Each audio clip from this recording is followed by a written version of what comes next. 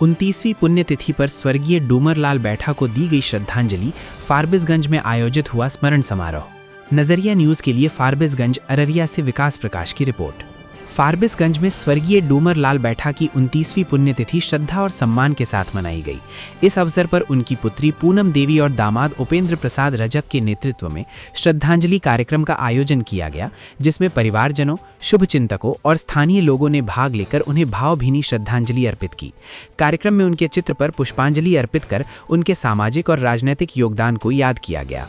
स्वर्गीय डूमरलाल बैठा 1924 से 1997 में एक प्रख्यात भारतीय राजनीतिज्ञ, कृषक और अधिवक्ता थे। वे बिहार के अररिया संसदीय क्षेत्र से भारतीय राष्ट्रीय कांग्रेस के टिकट पर लोकसभा के सदस्य निर्वाचित हुए थे। उनकी प्रारंभिक शिक्षा ली एकेडमी फारबिसगंज में हुई, जबकि उच्च शिक्षा पटना विश्वविद्यालय के बीएन कॉलेज आरा, जैन कॉलेज और पटना लॉ कॉलेज से प्राप्त की। वे शिक्षा और समाज सेवा के क्षेत्र में विशेष रुचि रखते थे। उनका राजनीतिक जीवन 1948 से 1989 तक सक्रिय रहा। वे 1948 से 1951 तक बिहार सरकार में जिला कल्याण अधिकारी के रूप में कार्यरत रहे। इसके बाद उन्होंने बिहार सरकार में विधि, जेल, धार्मिक ट्रस्ट, नदी घाटी परियोजना, सिंचाई और विद्युत विभागों में 1960 से 1963 तक संसदीय सचिव के रूप में सेवा दी। 1963 से 1967 तक वे कल्याण और आवास राज्य मंत्री रहे, जबकि 1967 से 1972 तक स्वास्थ्य, श्रम एवं शिक्षा विभाग के कैबिनेट मंत्री के रूप में महत्वपूर्ण जिम्मेदारियां निभाईं। इसके अलावा 4 जुलाई 1989 से 2 दिसंबर 1989 तक वे केंद्र सरकार में रक्षा राज्य मंत्री भी रहे। स्वर्गीय बैठा सामाजिक कार्यों में भी सक्रिय रहे। उन्होंने अनुसूचित जाति, अनुसूचित जनजाति और पिछड़े वर्गों के उत्थान, विशेषकर बच्चों की शिक्षा पर विशेष ध्यान दिया।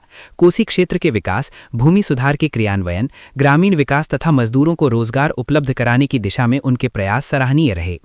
उनका विवाह 16 जून 1942 को अभरणी देवी से हुआ था। उनके परिवार में 3 बेटियां और 3 बेटे थे, जिनमें से 2 बेटों का असमय निधन हो गया।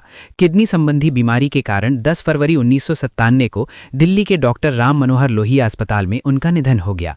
उनकी पत्नी अभरणी देवी का निधन 9 फरवरी 2007 को हुआ।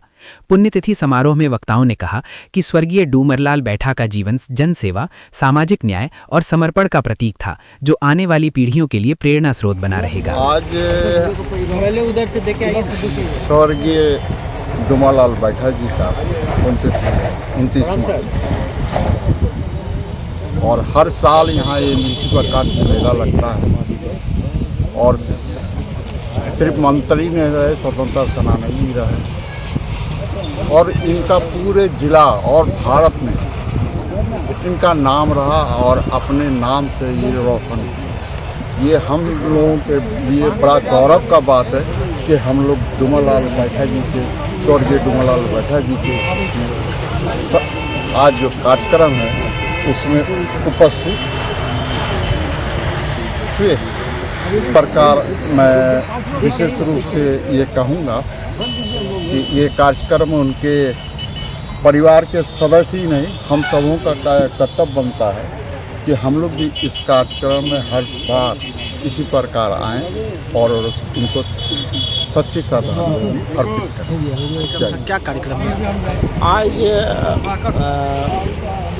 भारत के पूर्व केंद्रीय मंत्री शाह अररिया के सांसद, तत्कालीन सांसद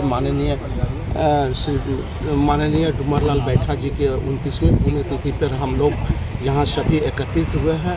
मैं अनुसूचित जाति जनजाति कर्मचारी संघ अररिया जिला इकाई के अध्यक्ष विजय कुमार रजक, सह वरीय कोषागार पदाधिकारी उपायुक्त लेखा अपने पूरे टीम के साथ यहाँ पर आए हुए थे और आज डूमरलाल बैठा साहब को याद किए।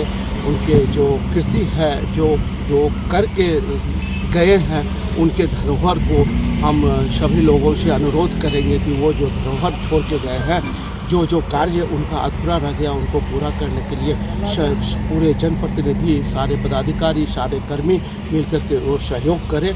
और उनका जो कृति, अधूरी कृति थी, एक अम्बेडकर सेवा संस्थान नाम का ट्रस्ट बनाया गया था और उसके नाम से जो अम्बेडकर सेवा सदन शिवपुरी वार्ड नंबर 9 में अररिया में जो संचालित हो रही थी, अभी उसमें एक स्कूल का संचालन किया जा रहा है। उसको मुक्त कराते हुए वो अंबेडकर सेवा सदन को बड़े स्तर पर बनाने के लिए सभी का सहयोग अपेक्षित है। सभी जनप्रतिनिधि से अनुरोध है, सारे कर्मचारी से अनुरोध है, सारे पदाधिकारी से अनुरोध है, सारे आम जनता से अनुरोध है कि उनकी जो कीर्ति थी, उनकी जो धरोहर थी अंबेडकर सेवा सदन, उसको और सुदृढ़ बनाने के लिए, उसको खाली करा के सुदृढ़ बनाने के लिए हमारा सहयोग करें।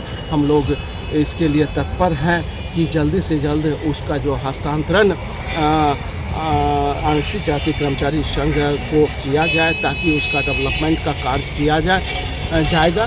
इसके संबंध में पूर्व में डीएम साहब के द्वारा यह भी कहा गया था, मौखिक आदेश भी हुआ था, लेकिन किस कारणों से अभी तक खाली नहीं हुआ।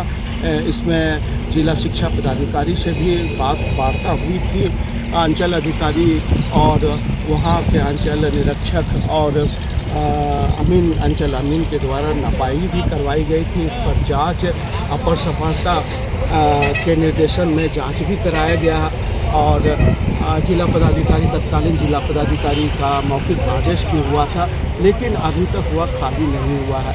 तो इस संबंध में अब जो ज्ञात हुआ है, जो डॉक्यूमेंट्स अभी तक प्राप्त हुआ है कि तत्कालीन शिक्षा उपनिदेशक के आदेश से यह जो है प्रखंड शिक्षा प्रसार पदाधिकारी का उसके आलोक में आदेशित हुआ था कि जो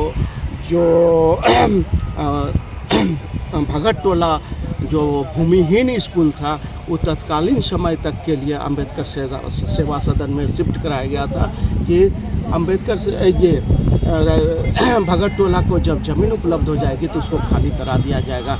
लेकिन आज लगभग हमको लगता है 20 से 25 साल वर्ष बीत गए हैं, फिर भी उसको नहीं खाली कराया जा सका है। अतः सबों से अनुरोध है कि सभी मिल करके इस अंबेडकर सेवा सदन को खाली कराने में हमारी मदद करें और उसको एक नया आयाम देने के लिए डूमर लाल बैठा साहब का जो कीर्ति, अधूरी कीर्ति है, उसको पूरा करने में सबका सहयोग अपेक्षित है। धन्यवाद।